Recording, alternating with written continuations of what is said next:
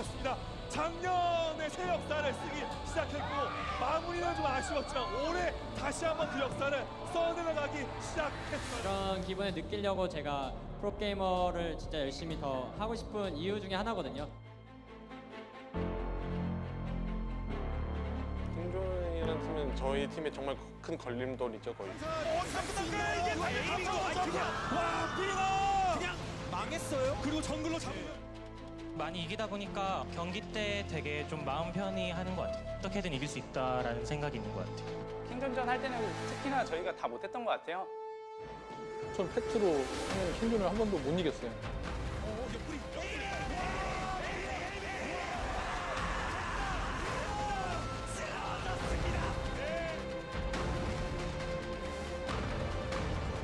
정규 시즌을 3위로 마감한 킹존 드래곤엑스와 아프리카 프릭스가 다시 한번 만나게 되겠습니다. 평소에는 좀 부담감이 있긴 해요. 킹존한테 항상 졌어서. 근데 지금은 솔직히 젠지랑 똑같다고 봐요. 자, 한 발 더 들어가네요. 화력 차이가 너무 많이 나고 잡혔고 자, 그리고 잡혔어요. 어차피 13승 5패로 2, 3, 4등 다 하고 있는데 1등이 아니면 솔직히 의미가 없다고 생각하거든요. 뭐 마지막에 제일 위에 있는 사람이 제일 잘하는 거 있죠?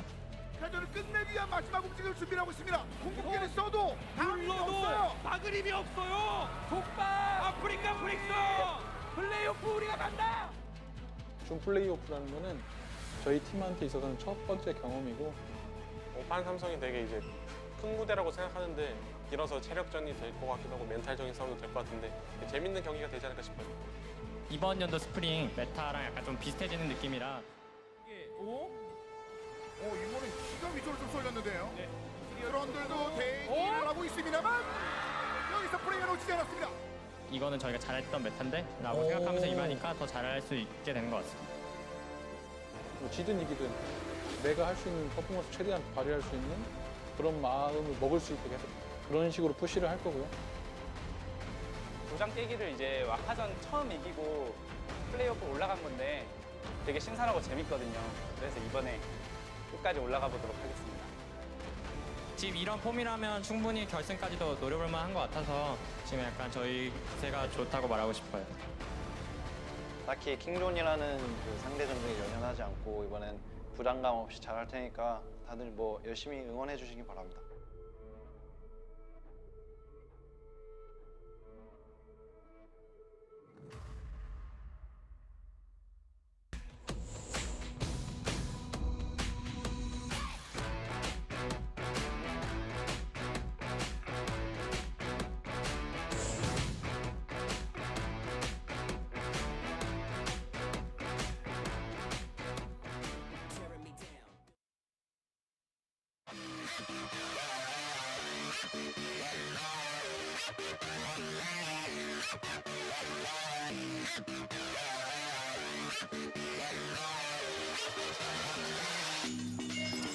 Welcome, ladies and gentlemen, to another fantastic day here at the Nexon Arena. We're here in the first round of playoffs for the 2018 LCK Summer.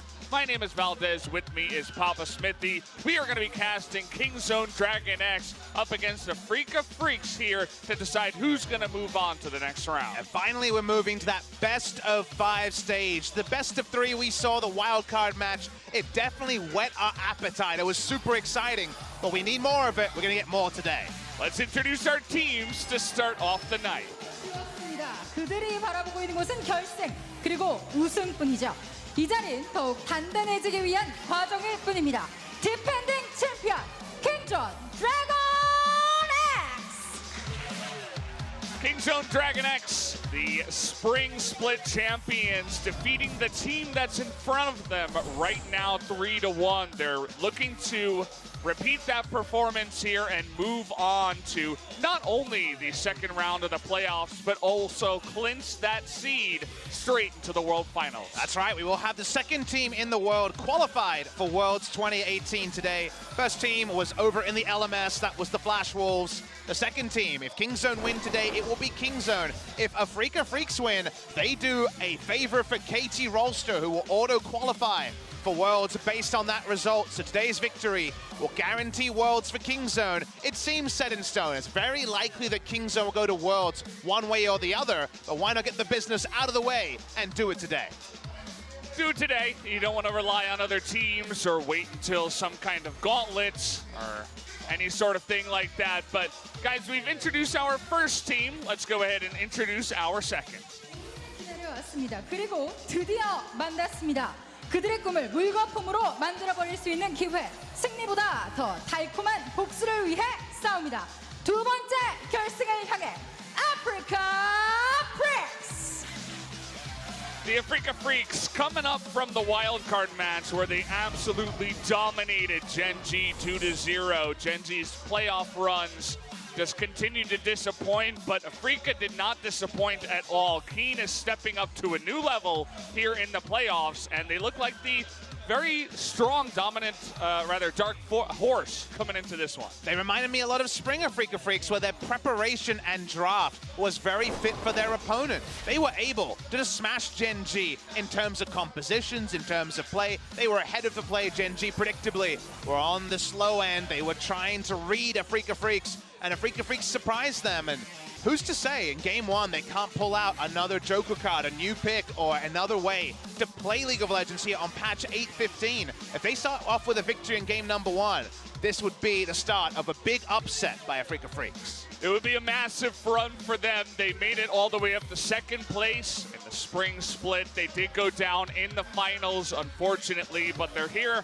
They're trying to get a big win under their belts, and they also want to go as far as possible so that they can perhaps make it into the World Finals as well. So we'll see what they can do. Let's jump into some key points about what the different teams here, the top four teams, need in order to make it to Worlds. So for KT Rolster, if they see Kingzone DragonX win today, that's likely. The only scenario where they don't go to Worlds as either first place winners winning the final or on most points is if Kingzone wins today, loses to Griffin, and then Griffin beats KT in the final. So that would be Griffin going in automatically. Yep. And amusingly, with third place, Kingzone would have enough circuit points to go over KT, which would be just a sort of scenario that would get every KT fan to rip their hair out of their head.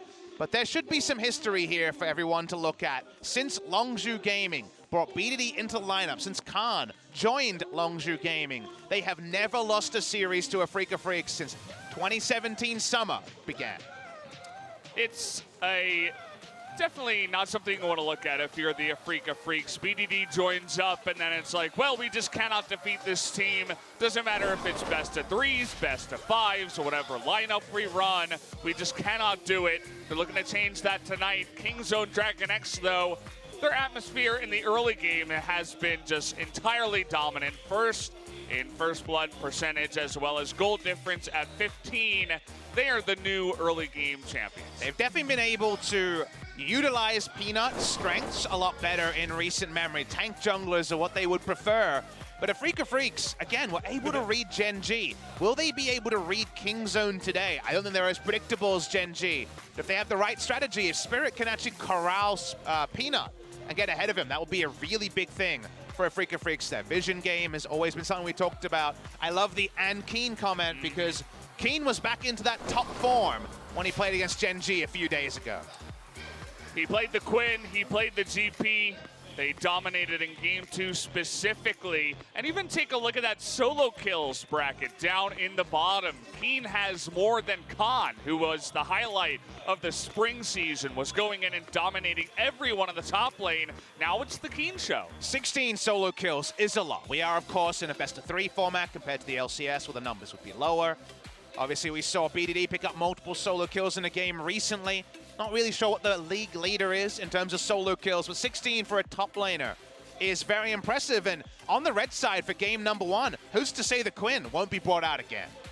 There's a lot of picks that Afreeca did show in the wild card, as well as new picks that are coming in with the new patch as well. We're here on 8:15, seeing some Olaf too hop into the jungle, a Spirit favorite. We'll see what Afreeca have packing, and if Kingzone can shut them down, jumping into pick ban for game one. We are jumping onto patch 8.15 still, guys. Still the same patch we had for the wildcard match a few days ago. Big thing to take away is Akali is still globally disabled for playoffs in Korea. No Akali today, no ban required. Of course, pick banned status over in EU and NA. Speaking of pick bans here, look at this. The Swain that we saw Kramer play twice, and Kramer is in for game number 1. Banned away. Also, Kuro's Yasuo will be banned in first round. The Tom Kench, the notable first pick for Kingzone, is taken away as well. But so far, the Talia will be left open to be selected by Kingzone if they want. Well, we saw what Afreeca did to Gen G when Gen G hopped Ambition onto the Talia first pick. They just scooped up the Olaf and said, well, we'll go ahead into that matchup. Kingzone, and especially Peanut, say, we're not scared about that Talia versus Olaf matchup. But the thing is, Valdez, I agree based on that premise, but we have to remember that BDD is a legendary Talia player. His highest win rate champion in his career is Talia. Much, much higher than 80% win rate. But they could be confirming it here. They could keep the flex pick status if they want to, but maybe they're just more confident with Peanut, a more mechanically blessed player than Ambition perhaps. Maybe more confident in making that happen, but you're right, the Olaf, it'll have to be a first round pick. It'll be banned if it's not selected by Kuro, but it's very likely to come in now that the Rise has been revealed. Yeah, BDD on a lot of people's minds. Are we just blind picking everything? We are. Looks like it is. The Jace coming on in for Khan. They're not messing around this time around. And look at Keen's face. He's smiling. We got a couple of picks flashed here. The Pantheon as well as a Garen. But what will he pick? Into that Jace, he should have something prepared. Pantheon Jungle, of course, a big pick in solo queue and was buffed recently, but the Olaf is what we've been discussing. They know it's jungle, so they're going to be once again confident. The Olaf versus Talia matchup. If you get the drop on the Talia, pop the Predator, good luck Talia, you're going to be in a lot of strife. The Varus is a true flex pick on red side. I like to see that one. BDD is going to be on the Rise. Will it be a mid lane Varus against a mid lane Rise? It's something we will learn. Lethality Varus played by Kuro, an old favorite of his. Right now we know support jungle on the side of Afreeca. Kingzone have blind picked everything. They're going for what's working in scrims because they're not interested in counter picking at all. They feel confident as a team based on their record that they should be able to shut out this team. But Afreeca, they've had some of the best pick and bans we've seen here in Korea. Now, I like what they brought so far. The Alistair is Tusin's top pick, as well as the Varus Flex, the Olaf into Talia. Everything's looking good so far, but we do need to round it out. Are they going to think about banning the GP? We saw the Quinn here from Keen in game number 1. The GP into the Jace would be hard. What are they thinking to go for that top lane, or maybe just the Vel'Koz ban? Now, they could have committed to coverage banning one of these champions, right? You could have gone for a Malphite ban because Keen is a noted Malphite player, and So1 was winning the Malphite versus Jace matchup. You could have also double banned against Rise. They banned one of each. Kingzones, there are picks available for Afreeca. This would be a compositional choice. The Ornn does very well against Jace early. Does, of course, fall away, but they're just going to go for the Ornn here instead of the Malphite. More reliable laning phase, a bit more push priority in the early game. So they're going to try and have strong engage, and, well, you've got some strong siege and 1-3-1 from Kingzone already. Understand the Ornn pickup. Kingzone, they can just take Xayah Rakan if they want it, but right now, hovering the Rakan. Thinking about it so far, the Ornn pick, kind of sad for you guys who wanted to see Keen get some big-time carry plays, but can get solo kills still. We've seen top laners underestimate the damage and utility that comes out of the Ornn, but we do need to see what the bottom lane is going to be here for Kingzone. Already the Rakan has been locked in, and hovering a Misfortune. That would be a playoff pick. It's definitely seen situationally an old favorite of Gorillas, but it's going to be the Kai'Sa, a lot more standard in this way, so no Xayah priority. Xayah often up, but not going to be selected. Going to take Kai'Sa Rakan, not the strongest 2v2 by any means. Could go Alistair Varus into it if you want, but we're working out. What will Kramer be playing? What will Kuro be playing? Which seems to be what we're trying to see on this final pick. Will it be Varus mid lane again into the Rise?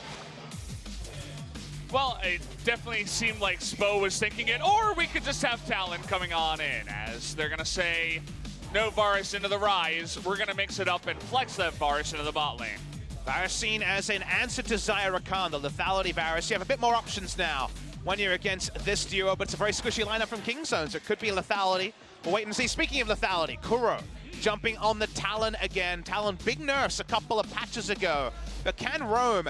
And Olaf and Talon popping up next to a Talia. Talia goes boom instantly, basically. So this is very much about Afreeca challenging Peanut in the jungle and trying to overtake in the early to mid game the jungle matchup, get the Olaf snowballing. Afreeca found success in the first game of the finals in Busan, really corralling Peanut in game 1. Spirit was all over Peanut in that LCK spring final. Yeah. If they can repeat that, if they can really shut down the Talia, get Jace behind, he can't split push because they don't have map control. Afreeca Freecs, they're definitely looking for some snowball with this Talon and the Olaf. Yeah, I mean, when you compare the mechanical skill and the ability, perhaps, of the King Zone members, you can say they are the favorites. But Afreeca, they've always been the pick-ban team, the strategic team, the sneaky team, the team to come in with a new strategy up against a strong opponent. They're going to bring in a new pick, essentially, something we don't see too often in that Talon, as well as bringing in Spirit to try to shut down Peanut. So I feel like this is a very good place to start off this best of 5. Definitely, there's viability on both sides, but Kingzone's so bold. Blind pick mid, blind pick top, blind pick jungle. Afreeca Freecs have used their counter picks well, but the Kai'Sa's back, and maybe the Kai'Sa will be a bad omen for Afreeca Freecs. They're going to be looking at that Kai'Sa and shivering in hopes they can defeat it this time around in the playoffs. And the countdown has started, guys. Let's jump straight into game number 1.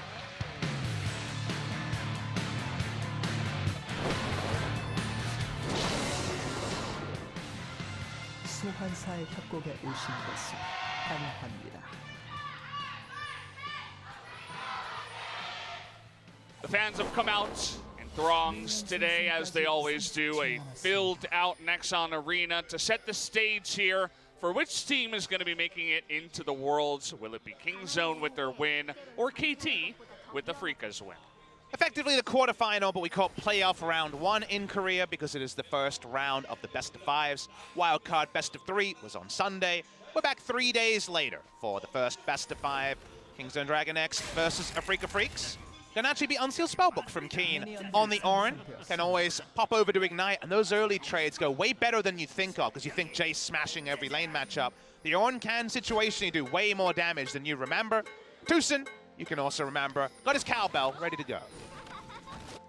He's going to be feeling good about that pick, and where exactly is he going? Is he just going to help with the leash here because he's not in the bottom lane at 1:30?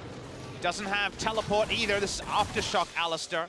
He's just roaming, looking for a late invade. It's a Kingzone standard to invade with Jace to the top side and set up vertical jungling, right? Because then if you own the enemy's red side and your blue side jungle as the Blues team, well, then the Jace can just overextend forever, ranged auto attack, make Orin's life hell. So the Alistair's just there defensively to make sure that doesn't happen from Kingzone. And Kingzone initially, it seemed like they thought the Alistair was in the bush. They check now, he is not. And Kramer was just fine to be down here on the bottom side. Kramer, another story that we have for this game. He was playing 2 games of Swain in the wildcard matchup against Genji. He looked really good on the Awesome Dude, but now he's back on an 80 carry. The Varus, can he pull it off? And also, just the fact that Kramer's playing, because when Kingzone 2-0'd Afreeca Freecs in the second round robin, that week where they were losing after Rift Rivals came in, looked out of confidence, then beat KT and Afreeca Freecs back-to-back, that was Aiming playing both games. In the highlight reel aside the broadcast, it was Aiming get caught on the Kai'Sa, ironically. He had a really big game on that, but just couldn't close it out. So Kramer back in the lineup, like you mentioned. We're seeing him on a marksman this time after the Swain ban in the first round by Kingzone. Afreeca Freecs, there's just less data because they are the sort of team that can play new stuff. It is the 80 carry coming through from Kramer. Frey been on basically only 80 carries in recent memory. Oh, the cannon missed. Oh, the cannon. I wasn't going to call out the... You hate to see it. Also, we should call out that Khan finally lost on the Jace this year. Did lose. He's 3-1 on the Jace this season after dropping a game in the losing streak that Kingzone were on. When it comes to early control, you're definitely going to take the Varus in the trades over the Kai'Sa. Supports aren't going to influence this matchup too much. The Talon needs a bit of time, and Rake doesn't instant clear the backline like it used to with 40 damage shaved off from the level 5 Rake a few patches ago. Little Ghost Poro put down there, getting some more AD for Jace in the lane and also can spot. Sort of thing where if Keen is being very aware, he can just look over and be like, okay, there's a Ghost Borrow place because his AD value is too high. He's going to be spotted here by Spirit. He can clear it out soon. It might just be a too new of a thing, but he actually places a control ward and says, well, that should be there. It's definitely one of those things that you would know about in scrims, rather. You know, you go over the replay, it's like, oh, they always love to place that Ghost Borrow in the top lane. We can just scout it out here. It's also going to keep that Ornn safe from a dive in the top side with that control ward. And we should also talk more about the Olaf, because we mentioned very early, okay, they'll leave Talia open because Olaf jungle exists. You called that one out, Valdez, you were correct. Second time we're seeing this in recent series, and we saw Olaf priority in the final week of the LCK as well. We have to remember, back to spring season when Olaf was a big pick, Olaf with winning lanes is a strong thing, and the Olaf we saw with losing lanes did not impress us by any means. Situationally in top, before Jace chops a couple of times, there will actually be push priority for Keen, and he can get Ignite and have some kill pressure very early around level 6. In the bot lane, Varus will have control over this lane if he chooses to. For now, just giving up some CS because of the positioning of his jungler. And mid lane is actually pretty even. So right now, Afreeca do actually have their nose ahead. That does mean that Spirit, with his boots, with his Predator, can pop in and look for an aggressive play. Speaking of, they find a Rakan in the river. Gorilla going for a very aggressive play here. They don't have enough damage, and they spot Peanut heading on over. He will be just fine, as he is the Rakan. Nice positioning by Spirit. We've been seeing a lot of this, just hiding in the bush, hide on bush, if you will, and just trying to spot people coming into certain areas, and it's been working out for Spirit. Speaking of hiding on bush, we see Spirit waiting still, trying to eye up what could be a 4v4 in the mid lane. Enough people rotate, not going to see that. It's all about the size of the minion wave here. BD is saying, I need my shop timing. I need to make sure I don't use too many charges of minion dematerializer. Both of them have it. We're going to use one of his, and Spirit, in the meantime, going bot lane. They're trying to get a summoner out of Prey here. It's going to be hard to kill him. The Predator coming in, though. They're looking for a bit of a dive here. Not going to get much, as the piercing arrow does miss, and Prey not going to use anything. Some big spheres there. I looked over to the summoners, hadn't noted them before, and I see, okay, it's not heal, it's the teleport. From Prey this time, Kramer has a heal advantage. That's why they were willing to chance at least a semblance of a turret dive. Q goes wide, nice juke there. Kramer probably has good feelings about that one, remembering Ruler and his failed attempt to make a similar play a couple of days ago. Prey with a nice sidestep, and will continue farming on the Kai'Sa. If he can go CS for CS with the Varus, Kai'Sa gonna be very happy. They'll have that amazing siege and map play you were talking about, especially if the Talia can get fed and not go 0-3 like Ambition did up against the Olaf. And so far, Spirit just playing a more positional game, a farming game, not necessarily looking for any ganks so far. You were talking about that Ignite in the top lane. How about a heal for Keen, just to make sure he doesn't die? How about Kuro being down this many CSs? 25 CS at 7 minutes. It's actually really hard to be down. It is a melee versus range matchup, and we mentioned that there are quite a lot of nerfs onto the Talon in the early game. Definitely feeling the brunt of that, and we saw, of course, all the junglers rotating through mid lane to impact it as well. So gonna have to pick up some CS here pretty soon. Only has the Merc Treads as the first buy. It is gonna be the Conqueror top lane, which cannot be extended as easily by Khan as he goes into that melee form.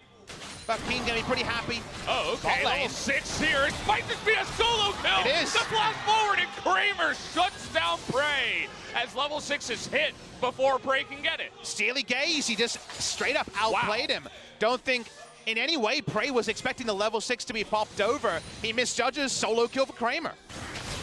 You know, we were talking about awesome dudes for him. I'm gonna hold my thought as the Genghis is coming into the top lane.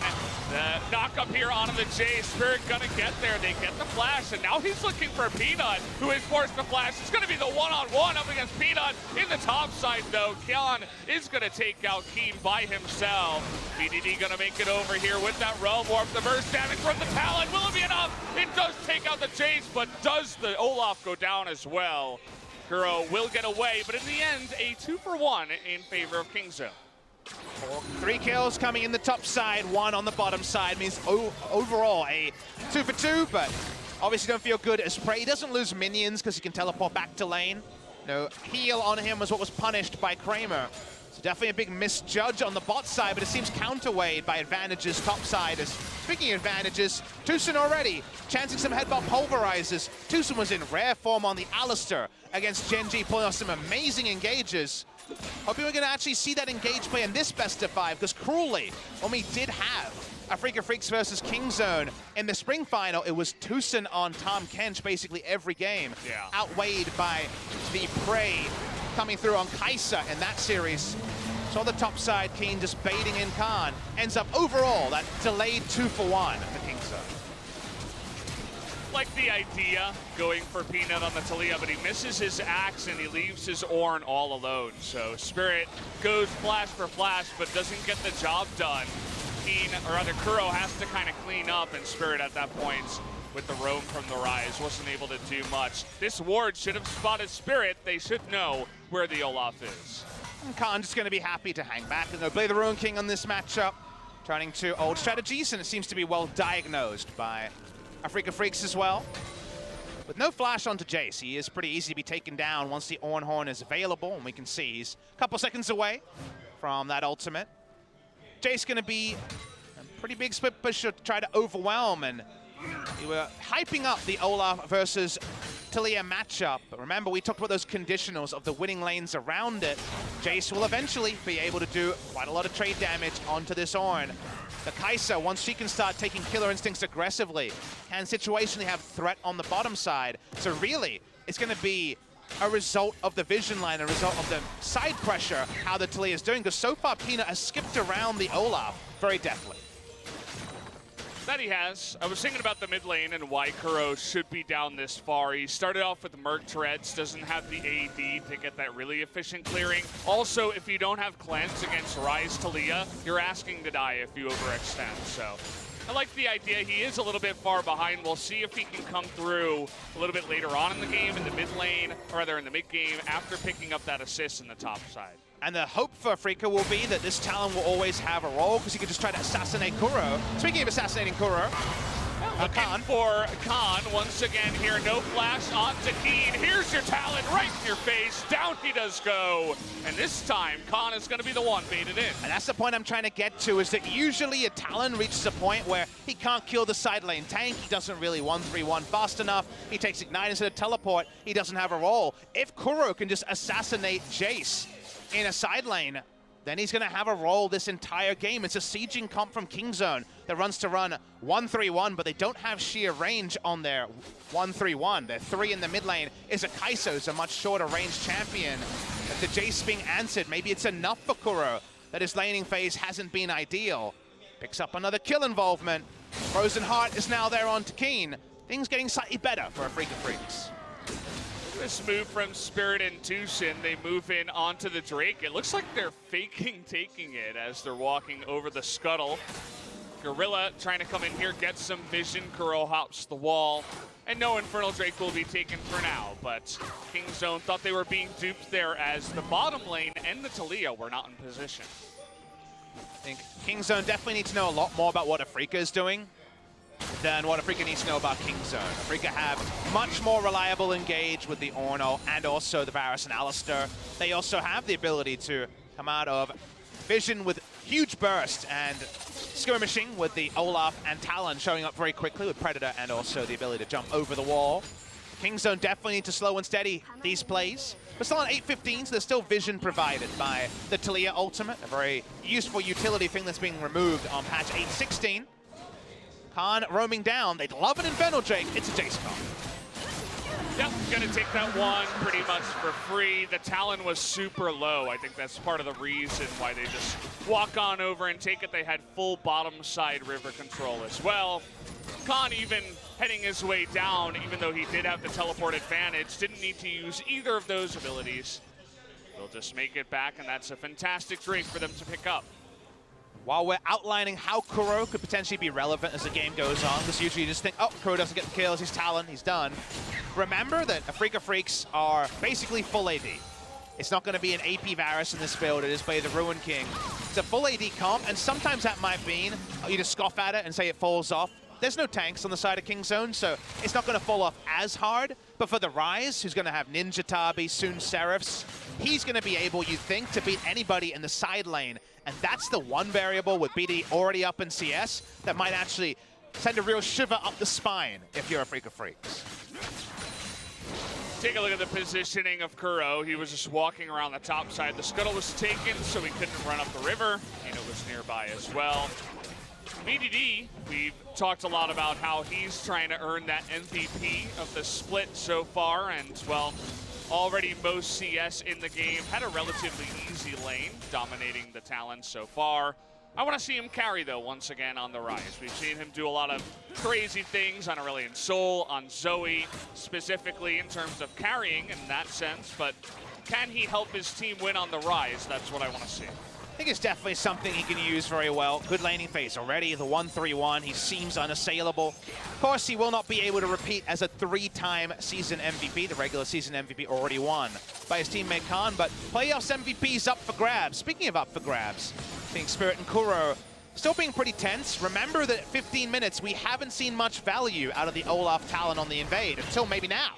Oh, fight in the bottom lane goes the direction of Afreeca. They want to get another kill, and Peanut going extremely low in the jungle. He's gonna go down, and look at this, the knockup is gonna miss BDD, but the flash on in from Pete will pick it up. The axe from Spirit gets the double kill. Khan, he is late on the TP, and Afreeca get 3 kills and a huge lead. We missed so much of the context on how that happened. They were double pincered around the red side jungle and also the bot lane. I really don't know how it started, but definitely it was finished with aplomb by Afreeca Freecs. We were worried that they would be outscaled in the early game, couldn't get anything done at 15 minutes, but it turns on just at 15. Headbutt pulverize, CC chain.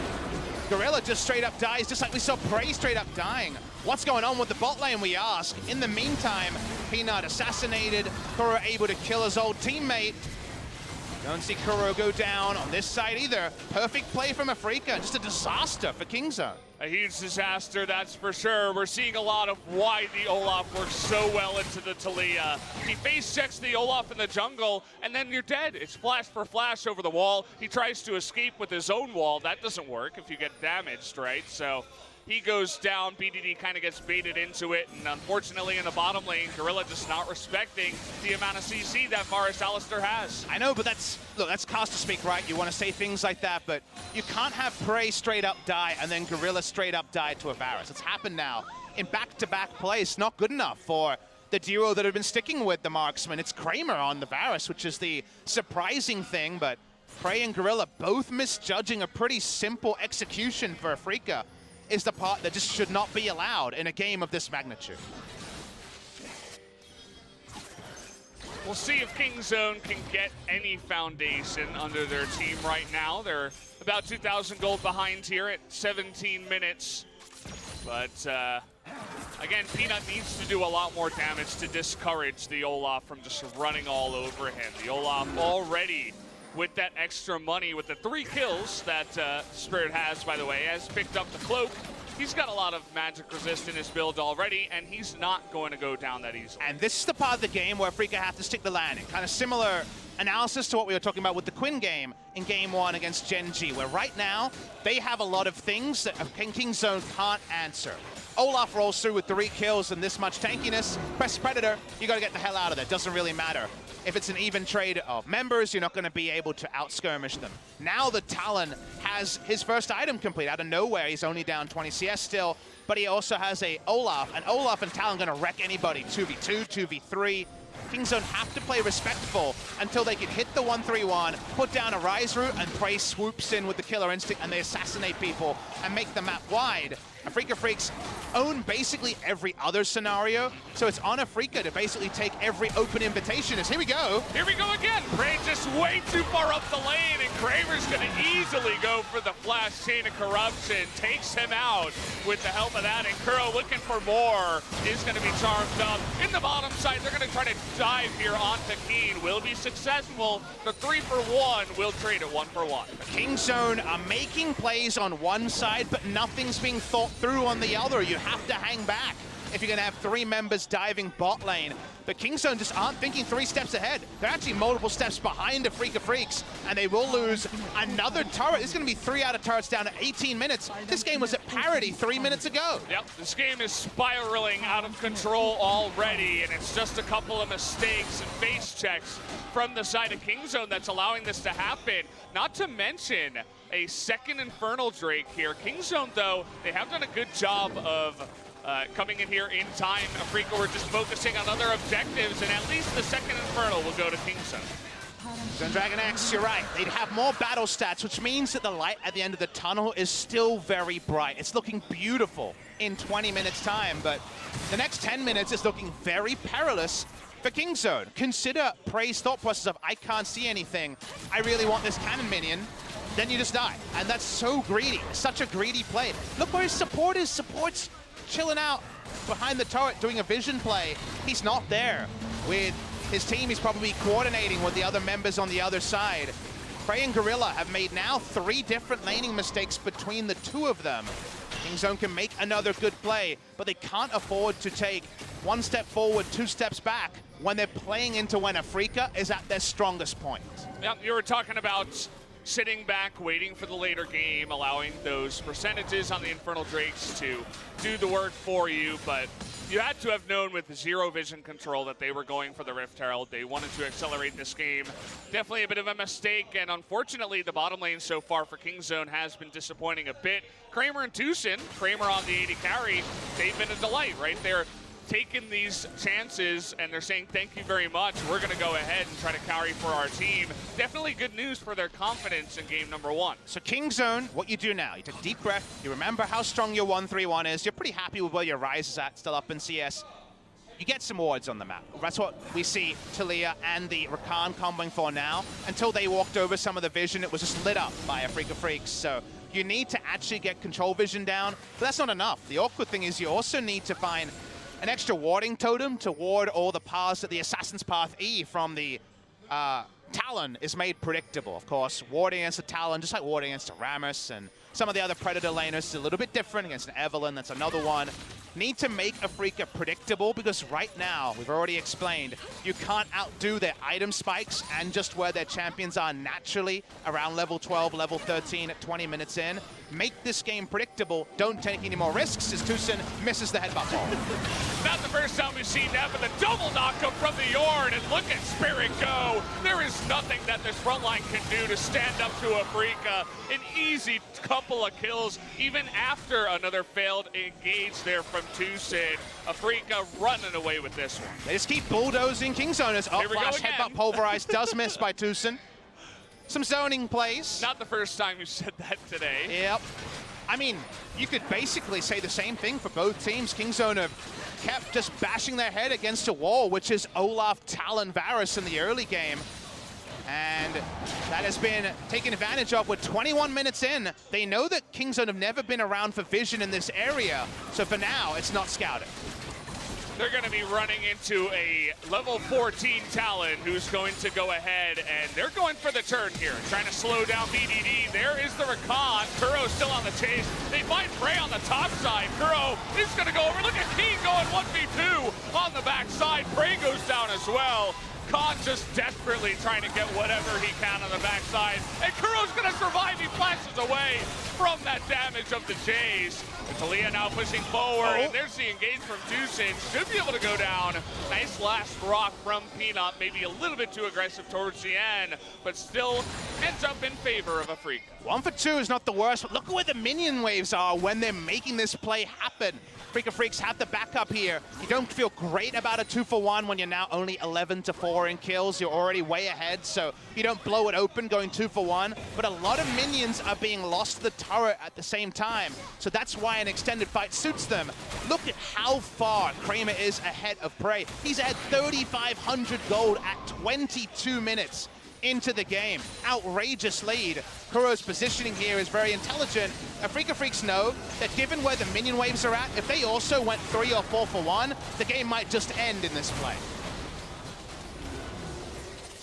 Well, they tried to make the best of a scenario. They did eventually kill Tucson. I think right here, maybe you just back off, go for it, but Peanut gets a little bit too close. Tucson takes some of the rocks on the ground and is going to go down.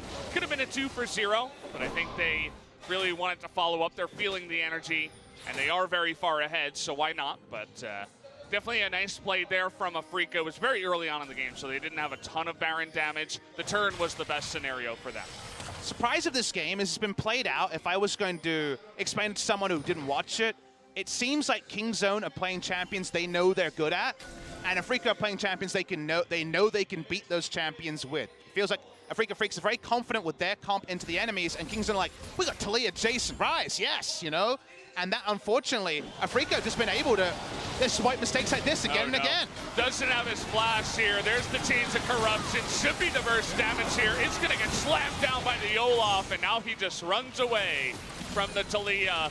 Another caught member of Kingzone in the jungle will go down. Kingzone just keep taking liberties. Can I face check this brush? Should always be first thought no, especially in playoffs against an Afreeca Freecs team that is in good form, that disseminated Gen G just a few days ago. Instead, everyone's going on solo missions, feeling stronger than they truly are. I don't know who you're trying to impress, but it's definitely not impressing my macro brain at this point, because it feels like Kingzone have made a lot of mistakes and Afreeca have been great at seizing on them. This feels like the mistakes are a bit more conspicuous than any sort of super plays from Afreeca. It's not that clean macro play we've come to know and love from Kingzone. It's just mistake after mistake. Sure, Afreeca are playing a good game of League of Legends, but, well, can't keep doing this. Face checking that control ward. Thankfully, he has the Zonias or that stopwatch ready and available, but he gets low. They're going to have to give away another objective after the inner turret. Going to give away this Mountain Drake, and Afreeca trying to roll this one into a game one victory. Again, the double Infernals mean that Ray of Light, which, okay, it's flickering a bit at this point. It's still there. They still will feel very confident in a 1-3-1 eventually. Well, Kingzone, but Afreeca Freecs have been really able to reduce this game to very basic tenets. For example, look at Kingzone. What don't they have? We mentioned in Champions Set, they don't have a tank, right? They don't have a true tank. Rakan is the closest thing. He's got a Zeke's Convergence, not even trying to be a tank. At the end of the day, Kingzone can't put down vision to reclaim the map, because one person walks in and they get exploded by Varus or Olaf or the Talon. So, how do you get vision down? You either change to blue trinkets or you go as a team and put down vision. Instead, we've seen how many people on the side of Kingzone hear the call from someone in comms of we need more vision and then die for it, or almost die being chunked out. As a team, they need to get over the vision problems, put down some control vision. You can't have vision on the red side and the blue side. Turns out you made too many mistakes. You can't have vision everywhere. You can get vision somewhere and play around what you have. The Kingzone have just been getting greedy, trying to get back into this game. They need to play it calm, and they also need to hope that Afreeca don't increase the pace anymore. Well, you mentioned controlled vision, control wards. There was one on the red side here, but the majority of them are in that blue side triangle. One in that forward brush, one behind the wall, one on the left side by the blue. Sit here, wait for a pick of your own, wait to see if Afreeca make a mistake at Baron. They did pick up a Mountain Drake, which is really unfortunate for you because their Baron speed just got that much faster on top of the Varus that does have the Blade of the Rune King. But outside that Varus, their Baron damage is not that much, so you might want to make a play over there if someone on the side of Afreeca makes a mistake. But so far, it's been relatively clean from them. Definitely a good game for them to sit back on. They do have the tanks. They do have reliable engage. They want this to be a Baron game, and they're ready for Kingzone to face check. Well, Kingzone is going to see Tucson here. That's a little bit suspicious. The wall's going to come through and get that vision, but it feels like it's too late already. And there it is. The smite comes in from Spirit, and Afreeca have picked up the Baron. Afreeca Freecs' good early play allows for a clean Baron like that. The Kingzone are in no position to contest. They don't have the items to do so. They've already face-checked and died too many times as a team. They try to make something happen on the map, and it's well punished by Afreeca Freecs. They take the Baron. Now they're going to start sieging with strong engage, with turret dive potential on the Olaf and the Ornn. And pop over to the Deer, the humble Deer on the side, and then just look at Spirit's play this game. Started off with the early play. Top side to help out is Ornn. That part is pretty standard, but it was the 4Xs around the red buff, when at the same time we had Varus take down the solo kill bot side. that was really the camel that broke the back of Kingzone. They just fell too far behind from that play, and it doesn't matter that Jace has some items to punish the Ornn in the side lane. It's now Warmogs, Frozen Heart, and a Gargoyle Stone Plate. This is a turret dive team fight dream from King. Yeah, it's Spirit and Kramer, the ones that are Unreal fed. If you take a look at the gold, it's Kramer now on 3.5 items to a Kai'Sa that's desperately trying to get her 2.5 items. The Kai'Sa compositions, we've seen them kind of work towards the end here in 8-14 and 8-15 as the meta has been slowing down, but if you make mistakes in the early game, your Kai'Sa's going to get too far behind. You're going to have to wait for 40 minutes. You definitely don't factor in the random solo kills happening multiple times that really change the math on that one, Valdez. The quick math doesn't work out for Prey and Gorilla this time. They got the Baron buff for another minute 45. They have a huge turret dive threat as no one from Kingzone can walk up, and that poke from Jace, it's not hurting too much. Yeah, it doesn't do much. Talon in the mid lane gonna use this Ornn ultimate to zone them out. They get the knockup onto the Rakan, Chains of Corruptions, and all the minions will do the work alongside a Kramer. Gorilla gets double knocked up into the Alistar. There it is, the Ornn Alistar composition. Kuro showing up as well, and it is a landslide slaughter as 3 of them gonna go down. They're looking for more now. They want to get that third. BDD is gonna take a bit of damage, but now they're just looking to push into the game. This should be it, Valdez. They still have Kramer at full health. Doesn't matter. Some of their tanks fell low. All right, Nice seeing the wall. attempt here. Really good wall to cut up the minions so that Kramer can't attack the turret. Okay. And they get the Alistar here. Keen going way too deep. Is going to miss that one BDD. He wants to carry his team. Going to look for that Bars. There is the stopwatch, though. He is going to survive for now. Kramer trying to pop off. It's not able to kill BDD. Somehow he does survive, but in the end, at least Afreeca will get out with their life. Kingzone DragonX buy themselves a reprieve. It didn't look likely, but the Weaver's Wall was excellent by Peanut. That was enough to actually buy the time. Didn't matter that Keen was fairly tanky in the front. He was going to die eventually. Had no way to disengage to. See if Kingzone can find a way to punish. At this point, you're hoping for a blue buff and maybe the outer top lane turret. You'll get no more. Afreeca Freecs, their turret dive threat was immense. The Ornn Horn is called in. The Call of the Forge God registers. But then it's the Varus ult hitting again. They're happy for the turret, but they'll take more. Here comes the punish. Keen with a 2-man knock-up into a 3-man knock-up from Tucson. That's a synergy Afreeca didn't even need to get the big lead earlier. That's a synergy that almost allows them to end the game. Well, if you're going to group up underneath a destroyed turret, you're going to get knocked up by Ornn, and it's the easiest follow-up ever for the Alistar as well. It's a miracle that they didn't lose. You mentioned it, I mentioned it. That wall saves their life, essentially. As with the Baron minions, maybe they would have been able to push on in. The rest of them were taking a bunch of damage, so maybe it wouldn't have meant the game ending, but take a look at life here as Kuro is trying to take down BDD. Not going to get the stun or lockdown onto Kuro, so no turnaround. And the picture-in-picture play of BD being able to turn around and fire onto Talon was where this game was going. That was the light at the end of the tunnel. Was eventually, Ryze has enough tankiness and damage to turn around and out-duel the Talon. Talon was not going to be able to win both lane assignments. Chansey can burst to Jace at any point, but the Ryze was always going to get over the hump and be able to turn around on him. So much has happened around the game that probably won't matter this time. But Kingzone should be reminded of where they could have gotten to. They had been a bit more respectful earlier in the game. Freaking know they're a couple of picks away from just straight up ending the game. But for now, maybe the game will be extended. Freaka's best place to play around is a neutral objective like the Baron. Baron doesn't spawn for a while. Second Mountain Drake's going to make that Baron take even easier. Means they can push in a little bit easier. We were talking about their engage with the Ornn Alistar. We saw it in action in the bottom side. It's part of the reason why Kingzone aren't going to move outside of their base.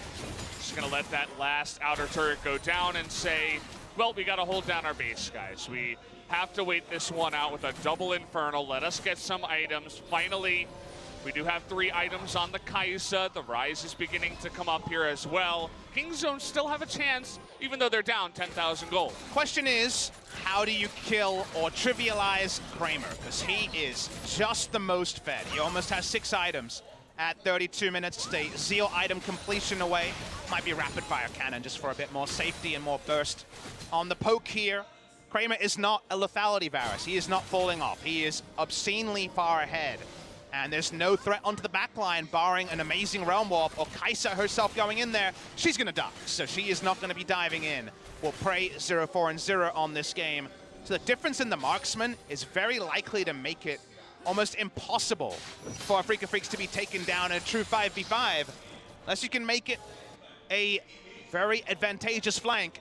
And it seems very difficult for Kingzone to win against Afreeca. It's a flank that goes heavily in your favor, or it's the perfect 4-5-man knockup from Gorilla, where they take the anti-engage away, you know, the Ornn, the Alistar, and then somehow Prey gets into the backline, kills the Varus before, because in the last fight he had the stopwatch, what kept him alive after the tanks were down. This time he doesn't, so maybe a mistake at Afreeca would be the answer for Kingzone this time. Get a little tool away from Afreeca. Spirit is caught trying to steal away vision and has to ult. I wonder if we can now think about something for game 2, Valdez, because do note that we do not see Tahm Kench on the side of Kingzone. He is usually the one to bail out his team. Mata, also a big aficionado, was banned away, as we know, by Afreeca Freecs. Gorilla 12-2 Tahm Kench. Prey this time has a Rakan, not a Tahm Kench to help him out, not a Braum either in this particular game. And the bot lane's 0-7-1, which tells you that that particular attention to bot lane has worked exquisitely well for Afreeca. And there's no guarantees that Kingzone can find a stable duo, because Prey and Gorilla are really struggling to make this work. Love the positioning here from Kuro. What are you gonna do? You have no way to just face check this. They're gonna try to send Gorilla on in. The wall is atrocious from Peanut. They do get the Baron slow though, the double knockup here, but it is Keen. And here comes Kuro to the backline, trying to get on top of Prey. Is not gonna be able to do it, does in the backside, finally. Will gladly trade his life for that kill. Gets the AD carry away, but now it's up to BDD to do that damage. Can they counter-engage here? Gotta keep Kramer in a place where he can do some damage. BDD is gonna zone us away from that one. In goes Jace in the backline, they knock back Kramer. Knock up here onto Peanut, and finally Kramer goes down as well as Rakan. And there's now that front line for Kramer to take down BDD. They finally do it. They have the wave pushing in the backside, and now it looks like Afreeca might win the game. Spirit chasing on to Peanut. He's going down as well. Afreeca Freecs will win game number 1, just like they did in the LCK final. Kramer couldn't auto-attack for the start of the fight. It was very smart from Rise to use himself, use the Realm Warps to zone away Kramer. But after that, all the sins of the past were too much. Didn't matter what you did as Kingzone DragonX, you were eventually going to go down. Here's Prey, front row seat to watch Afreeca Freecs winning game number 1. Not much he can do. He was the first target as Kuro's Talon is able to pick up a win here in game number 1. And Afreeca, with the surprising game 1 victory, is going to go ahead in this series.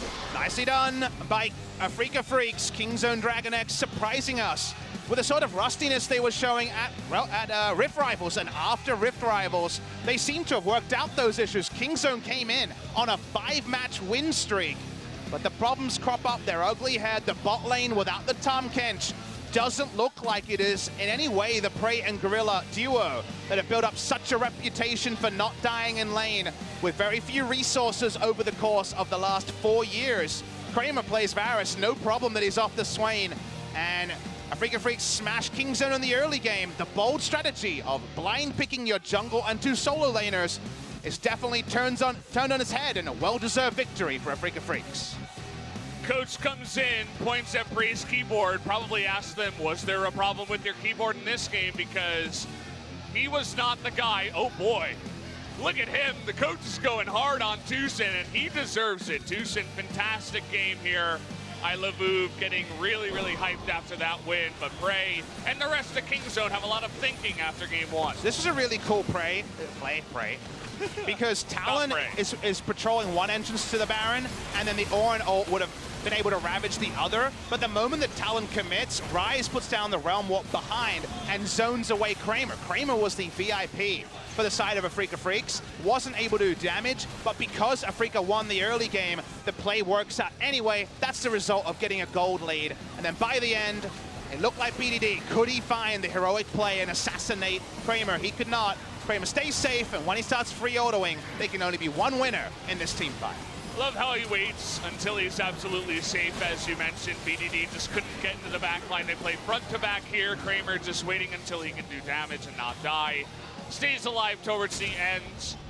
And well, Peanuts Talia, I mentioned it before, looks a lot like Ambitions Talia against Olaf. I do not want to see it again, first picked on the blue side. We'll see if Afreeca, who may go into the blue side here for game number 2, if they have any other ideas about that jungle matchup. And Afreeca Freecs, because of the dynamic side selection, chooses side for game number 2. We don't know yet. We'll get the confirmation after the break. Will they even choose blue side? They did against Gen G. Blue side is traditionally considered the better side, but put out the traditions, just win your set. That's what Afreeca want to do. And we'll be back after just 10 minutes after this break.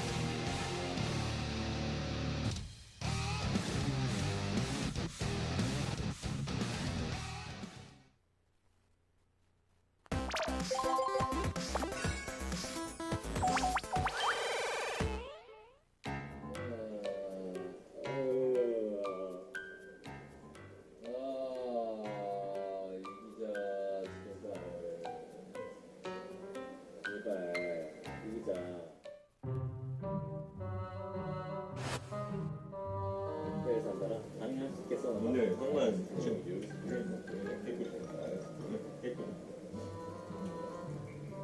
이거는 스포츠 이용이 샀나? 일본어로 방금 주의. 응? 일본어로 스포츠 있었거든요. 요즘 거 무슨 있었거든요. 네, 배우리에는 멀티적 기능이 있어요. 전남이랑 딱 있어? 아, 이요. 아, 아이템 좋아하는 우리 아빠요. 잘생기셨는데? 그래서 내가 잘생겼잖아. 잘생기셨는데?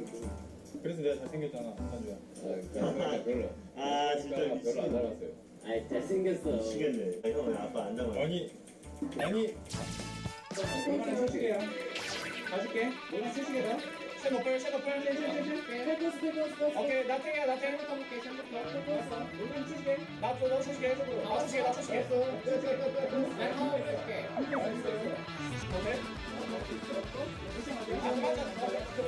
오케이. 맞다. 시험 있지. 이거 공짜줄게. 좋은 거 같아. 아, 이거 산다. 아, 그럼. 가자. 무시야. 무시야 오케이. 아주 잘했어. 제가 어땠습니까? 야, 좋았어. 만족하십니까? 좋아. 아, 그 어떤 죽였어. 당신의 그림을 부합하게 그려졌습니다. 뭐 죽어요? 어? 공부해? 그럴 때 애쉬가 좋아, 탐색이. 애쉬가 좋아, 바로 쓰고. 이건 상관없어. 메이크업 중이라고. 애쉬가 좋아, 여기 들린다. 버릇 거죠. 말하지 말라고. 들리면 뭐 끄지 않을까? 이 소리가 이상하면?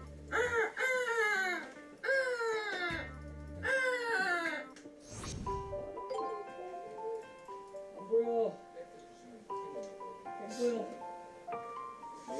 뭔가 저거 보여? 안 보여.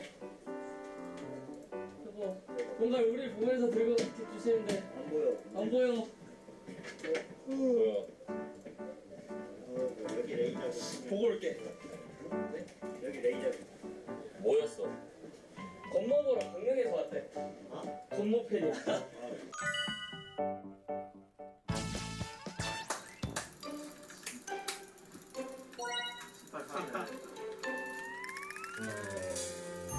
심판만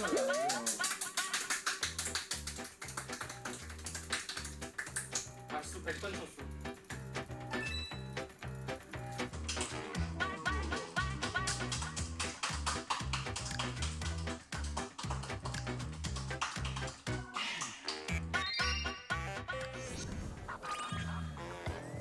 이게 바이퍼 선수분이랑 카나 선수분인데 카나 선수는 짐을 싸셨거든요. 네. 바이퍼 선수분은 어떻게 해야 될지 모르겠어요.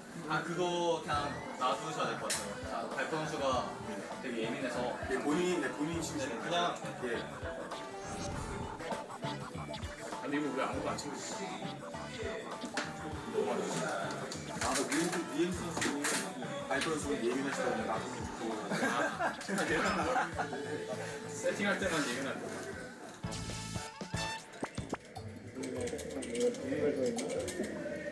너는? 좀안 뜯긴 한데 한 3회 됐어. 상관없어. 열심히 열심히. 어떻게 쓰는 거예요? 이거 따라봐요. 뜯고 들어 넣어. 넣어서 눈에 넣어. 들어 넣고 이거 눈을 이렇게 올려. 올리고 넣어. 내가 넣어. 도와줄까? 오, 잘하네. 너무 잘하네. 이제 휴지를 닦으면 돼. 닦으니까 닦아. 아이고 나한테 이렇게 닦으면 돼.